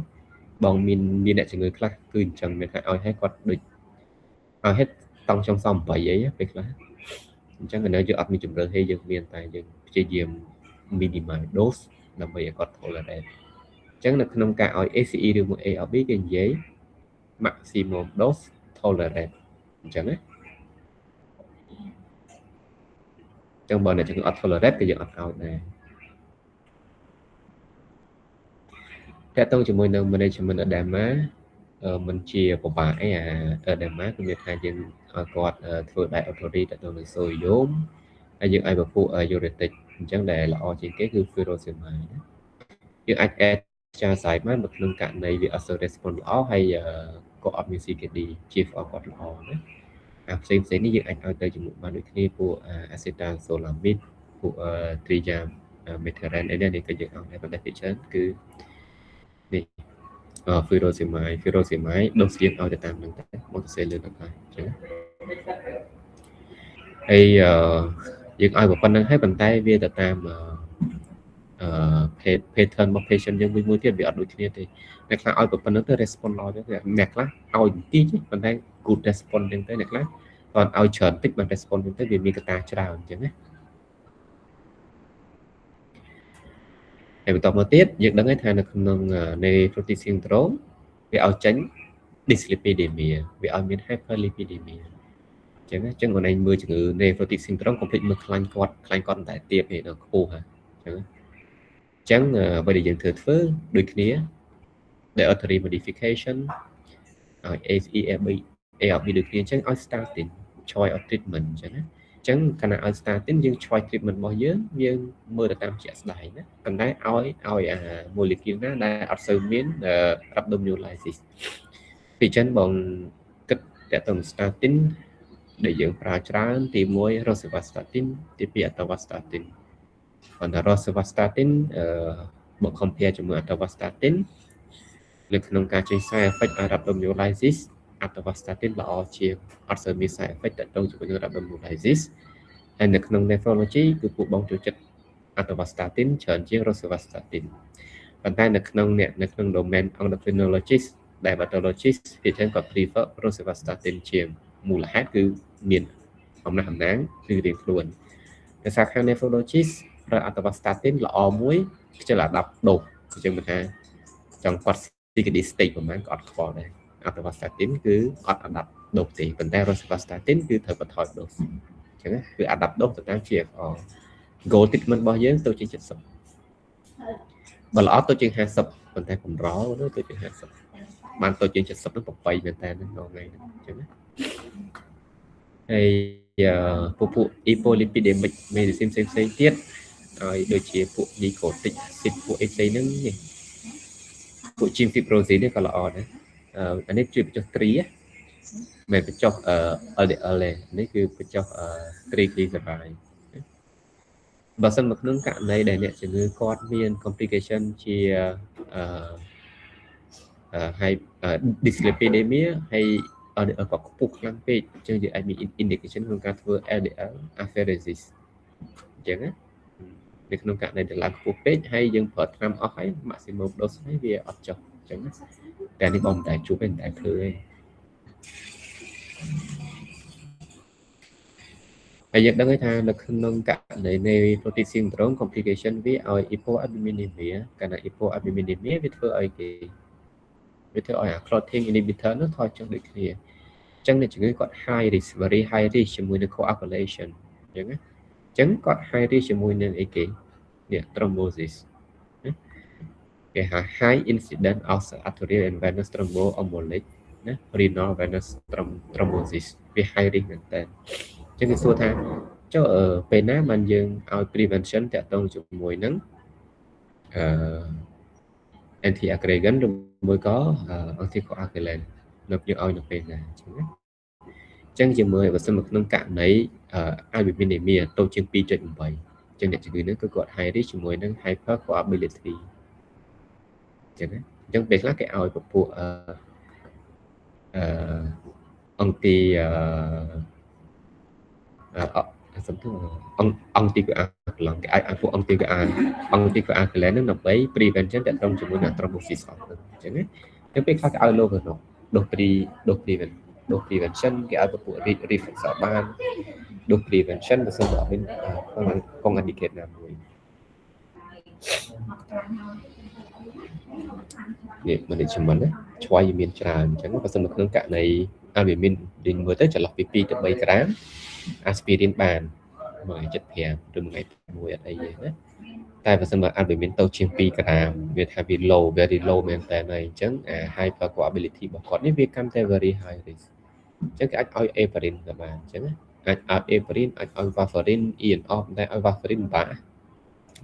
អាដាប់ ENO នេះហើយអ្នកជំងឺមកបូមឈាមរហូតមកទឹកម្ដងកំពុងពី2ថ្ងៃម្ដងស្មុគស្មាញអញ្ចឹងmolecule ថ្មីគឺ NOAC យើងអាចប្រើបានអញ្ចឹងណាស្គាល់ NOAC ដោយពួក rivaroxaban បាននេះយើងអាចប្រើបានអាចប្រើដុស15 មីលីក្រាមឬ20 មីលីក្រាម prevention អញ្ចឹងហើយក្រៅពីនោះវាមានតាក់ទងជាមួយនឹង endocrine dysfunction អញ្ចឹងវាធ្វើឲ្យthyroid function នោះវាប្រែប្រួលដូចគ្នាដែរអញ្ចឹងណាអញ្ចឹងពេលខ្លះនៅឃើញ nephrotic syndrome អូនឯងធ្វើ thyroid function test ទៅឃើញពេលខ្លះបោះប្រាក់ចេញទេ T4 normal TSH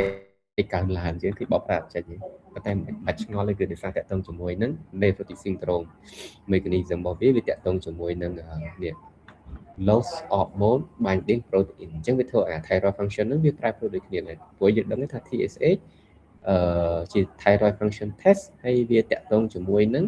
protein ដែរវាមាន X binder របស់វាដែរអញ្ចឹងបើសិនបើ protein នោះថយចុះពេកច្រើនពេកអញ្ចឹងវា loss of hormone binding protein អញ្ចឹងវាធ្វើឲ្យ TSH នេះពេលខ្លះបើជ្រុលអញ្ចឹងពេលខ្លះចុះជ្រុលប៉ុន្តែសំខាន់ free T4 T3 របស់វា normal គឺ normal ដែរអីចាំមកគេនិយាយថានេះ free T4 is the best marker of thyroid status មិនមែន TSH ទេអញ្ចឹងពេលខ្លះយើងច្រឡំគ្នាយើង ពេលខ្លះគាត់ឆ្ងល់ថា free T4 normal ប៉ុន្តែ TSH កើនឡើងបកប្រែអត់ចេញវាសមតែ TSH កើនឡើង T4 ចុះអញ្ចឹងណាអាហ្នឹងគឺមិនឆ្ងល់ទេ mechanism គឺតកតងជាមួយនឹង loss hormone binding protein អញ្ចឹងមិនគេប្រាប់ទេថានៅក្នុងមើលថា thyroid function test គាត់ normal មិន normal នៅក្នុងអ្នកជំងឺ nephrotic syndrome free T4 is the best marker of thyroid status យល់ទេឡើយនេះវីតាមីនដូចគ្នាអញ្ចឹងដែរជាមួយនឹង calcium ណាអញ្ចឹងដូចយើងរៀនមេរៀនតកតងជាមួយនឹង hypocalcemia អញ្ចឹងកាលណាតែ albumin ធ្លាក់ទាបពេក calcium total ដែលយើងបូមហ្នឹងมันអាចកំណត់ diagnosis ថាគាត់មាន hypocalcemia ទេអញ្ចឹងត្រូវធ្វើ ionized calcium អញ្ចឹងណាវីតាមីន D ដូចគ្នាណា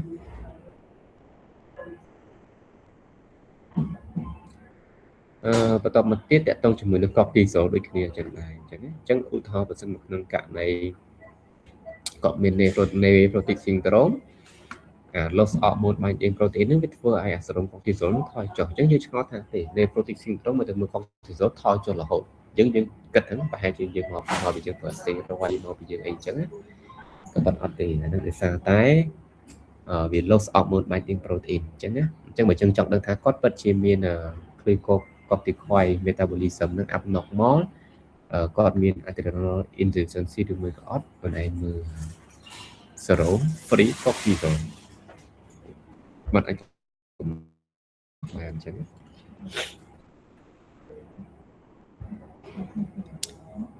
មេរៀនយើងចប់ប៉ុណ្ណឹងហើយអានេះជា case discussion មានអីឆ្ងល់ទេអូនប៉ុណ្ណឹងដូចអត់អីលោកគ្រូអត់អីទៅរួចហើយក៏បាត់បងត្រូវមានបង្ហាញតទៅ minimal change disease តិចប៉ុន្តែពេលវេលាយើងខ្លី1ម៉ោងកន្លះរៀនអត់អស់ទេ nephrotic syndrome មកពេលមេរៀនធំអញ្ចឹងណាdiscussion ប្រហែលជាបងធ្វើខ្លី1នាទី2នាទីបងស្គាល់ពី minimal change disease តិច teacher មកពីណាហើយ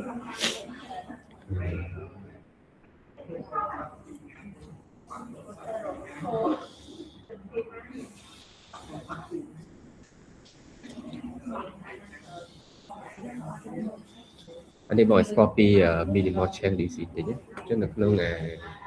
minimal change disease នេះវាជា common cause មួយរបស់ nephrotic syndrome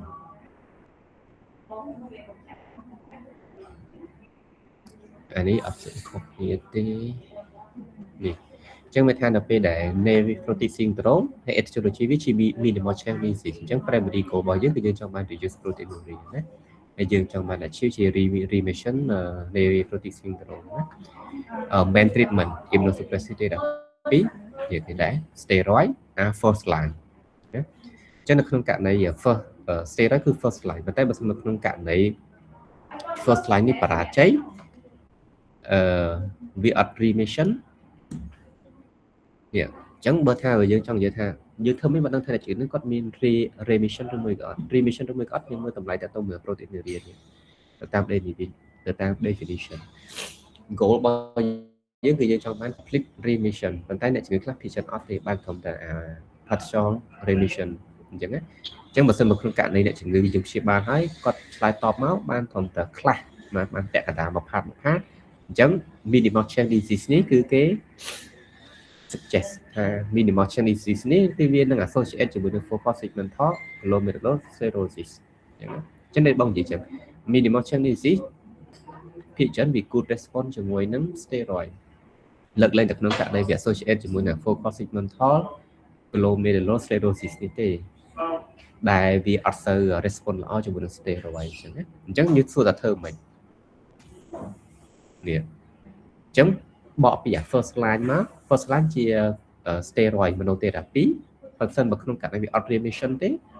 នេះ steroid immunosuppressor ផ្សេងទៀតដែលយើងប្រើនេះពួក calcineurin inhibitor មានដូចជាពួក cyclosporine, tacrolimus, MMF អញ្ចឹងណាហើយស្គាល់ MMF នេះពួក 70 នៅយើងអាចប្រើ protocol នឹងដែរតោះនេះគាត់ថាបងពី តែបើសិនបើ MCD នេះអត់ remission ល្អទេបង prefer cyclosporine ជាមួយនឹង tacrolimus ជាពួក calcineurin inhibitor អានេះជា immunosuppressive ផ្សេងទៀតអញ្ចឹងប៉ុន្តែពេលខ្លះយើងពិបាករកថ្នាំពីរនេះណាតែបើសម្បូរជាងគេនៅយើង MMS នេះយើងអត់ខ្វះហើយនៅយើងទីផ្សារសម្បូរច្រើនអញ្ចឹងណាអញ្ចឹងយើងអាចប្រើពពួក protocol មួយនេះយើងប្រើ2 immunosuppressor 2យើងប្រើ MMS ហើយយើងបូកជាមួយ steroid ទៅដែរប៉ុន្តែ steroid នេះត្រូវយើង reduce ដូចពាក់កណ្ដាលអត់ប្រើ full dose ទេអញ្ចឹងណា steroid ដូចពាក់កណ្ដាលបូកមួយ MMS អញ្ចឹងហើយចុងក្រោយយើងនឹង minimize មានថាយើង taper steroid ហ្នឹងរហូតដល់ដូសមួយដែលទាបបំផុតណាផ្ទុយមកវិញបើសិនបើយើងអត់ចង់ប្រើ steroid បូកមួយ MMS ទេនេះយើងប្រើ tacrolimus តែឯងប្រើ cyclosporine តែឯងដក steroid ចេញភាសាវាអត់ good response ជាមួយនឹងpathology របស់យើងអូនសិក្សា study របស់ដាក់ទេអញ្ចឹងសិក្សា study ឲ្យឯងទៅមើលជួយអានេះរបៀបtaper steroid អានេះបងសំរៃមកហើយណាអាចយកប្រាការបានគីឡូ80គីឡូ70គីឡូ60គីឡូ50អានេះជា protocol ដែលបងធ្វើសម្រាប់យើង taper steroid ឧទាហរណ៍ថាឥឡូវយើងប្រើអ្នកជំងឺគាត់មាន nephrotic syndrome យើងក៏ឃើញជា MCD ហើយបន្តមកទៀតយើងរកឃើញ MCD ហើយយើង start steroid អញ្ចឹងយើងពេល start steroid success អញ្ចឹងរបៀប taper steroid គឺ taper បែបត្រង់អស់ហ្នឹងណាអូខេអានេះពពួក calcineurin inhibitor អីហ្នឹងអានឹងដូចតែយើងរបៀបយើងប្រើអានេះចាំទៅ DS ចាំចេះ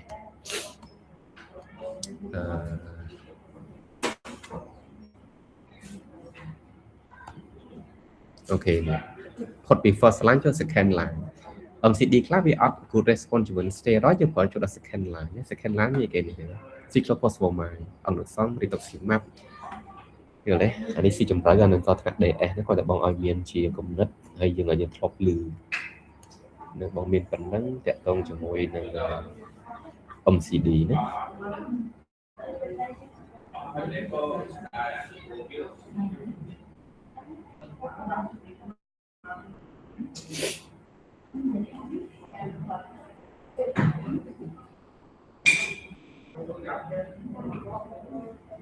វានេះឆ្ងល់ទេ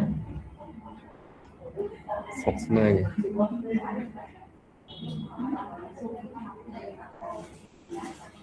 តោះអត់មានអីឆ្ងល់ទេយើងចូល discussion ចិត្តអស់មកដែរអូខេតោះ discussion មានថាអ្នកជំងឺប្រុស32ឆ្នាំចូលមក OPD ថាគាត់មានហាមជើង3អាទិត្យណាប្រវត្តិជំងឺរបស់គាត់មានហាមជើង3អាទិត្យអញ្ចឹងហើយចាប់តាមមានរៀងឡើងដល់ពុះហើយណាហើយភ្នែកក៏ចាប់តាមហើមដែរទឹកនោមមើលទៅពពុះច្រើនអត់មានក្តៅខ្លួនអត់មាន hematuria oliguria អត់មាន recent infection per NSAID ក៏អត់មានដែរ pharmaceutical history ក៏មាន hypertension 2ឆ្នាំណាប៉ុន្តែ hypertension របស់គាត់ control ជាមួយនឹង ACE ទេអត់មាន diabetes family history ល្អធម្មតា physical examination BP ល្អ13លើ8 heart rate ល្អ temperature អត់មានក្តៅទេហើយគាត់មានដង្ហើមជើងហើយមានហើមនៅតំបន់ភ្នែកអត់មាន hepatosplenomegaly ជាមួយនឹង lunch normal យើងធ្វើ ultrasound ទៅ kidney normal ទេអត់មានបញ្ហាទេ lab fine ទេយើងឃើញទេសរុបមកវាមានតែ18ទេទៀត cholesterol ឡើងខ្ពស់ 3 3A normal urine analysis ជាងឃើញ protein 4 ម៉ូលអត់មានឈាមទេណាអត់មាន hematuria ទេណា protein 24ម៉ោងមើលទៅ6ក្រាមអូប៉ុណ្ណានេះគឺគេសួរ mostly diagnosis ស្អីគេ possible cause ស្អីគេ investigation ស្អីគេហើយ initial treatment ធ្វើមិនអញ្ចឹងតាមអ្វីដែលយើងរៀនរាប់ទៅមកយើងឃើញឥឡូវនេះគឺចូល nephrotic syndrome ដែលសារ albumin ទាបតូចជាង 3.5 ណាគេដាក់ preference តែរបស់យើងតាហើយក្រៅពីហ្នឹង proteinuria គេដាក់យើងតានេះ6ក្រាមអញ្ចឹងវាចូល nephrotic syndrome ហើយណាហើយជំងឺនេះចូលក្នុង nephrotic syndrome ហើយនៅក្នុងទម្រង់មួយដែល severe ទៀតដោយសារអីគេ albumin ធ្លាក់ទាបបានតែ18នេះអញ្ចឹងកាលណាឃើញប៉ុណ្ណឹងអ្នកជំងឺគាត់មាន risk ជាមួយនឹង hypercoagulability អញ្ចឹង prevention យើងឲ្យតាក់ទងជាមួយនឹង anticoagulant ពេលនេះ discussion អញ្ចឹងយើងអាចធ្វើ diagnosis ជា nephrotic syndrome ហើយ common cause តែជំងឺនឹងគ្មាន30ឆ្នាំអញ្ចឹង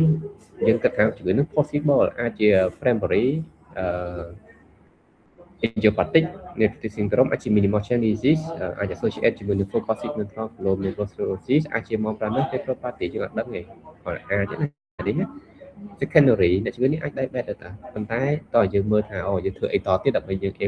eliminate ថាគាត់មាន diabetes ឬអត់អញ្ចឹងយើងធ្វើតាម step ជាមួយកន្លែង diagnosis ជាមួយ evaluation របស់យើងព្រមមើលតទៅជាមួយនឹង lipid nephritis ព្រមមើលតទៅ infection យើងបូកជាមួយតទៅ hepatitis B C HIV នេះគាត់រៀបរាប់គាត់ថាគាត់អត់មានតទេអញ្ចឹងយើងអាចរក cost តទៅជាមួយនឹង malignancy ផ្សេងទៀតនេះអានេះ investigation យើងធ្វើព្រមមើលទៅ HIV hepatitis B C មើល complement មើល ANA មើល ANA មើល NTD SDNA ហើយដែលយើងត្រូវចាំបាច់ហ្នឹងគឺដោយសារជំងឺហ្នឹង30ឆ្នាំជាងអញ្ចឹងគឺ renal ជាមួយ kidney biopsy usually indicated ឃើញទេអញ្ចឹងចំពោះអ្នកជំងឺនេះគឺបង recommend ឲ្យគាត់ធ្វើ kidney biopsy ហើយណាអញ្ចឹង management យើងធ្វើ general management ហើយគាត់តមប្រៃហើយគាត់ប្រើ diuretic ដើម្បីបន្ថយ edema របស់គាត់យើងប្រើ ACE ឬមួយ ARB ដើម្បី reduce proteinuria specific អញ្ចឹង immunosuppressor ឬមួយក៏ steroid យើងអាចប្រើបើយើងសង្ស័យថា minimal change disease អញ្ចឹងអានេះគឺយើងស៊ីជម្រៅព្រោះទេហើយ monitoring បន្ទាប់ពីយើងឲ្យយើងធ្វើរបៀបម៉េចយើងត្រូវតាមដាន monitoring ទៅក្នុង renal function proteinuria blood pressure និង complication របស់វាអញ្ចឹងអាចជា thromboembolism ណាដោយសារអាចមានគាត់ទៀតពេលបានដល់18អញ្ចឹងគាត់ reach ជាមួយនឹង thromboembolism គាត់ reach ជាមួយ infection កាលណាអាចមានទៀត immune គាត់ថយចុះ immunoglobulin គាត់ថយចុះអញ្ចឹងធ្វើគាត់ reach ជាមួយ infection dyslipidemia ដែលយើងត្រូវគិត atherosclerosis ដែលយើងត្រូវគិតបងមានប៉ុណ្ណឹងមានអីឆ្ងល់ទេអូន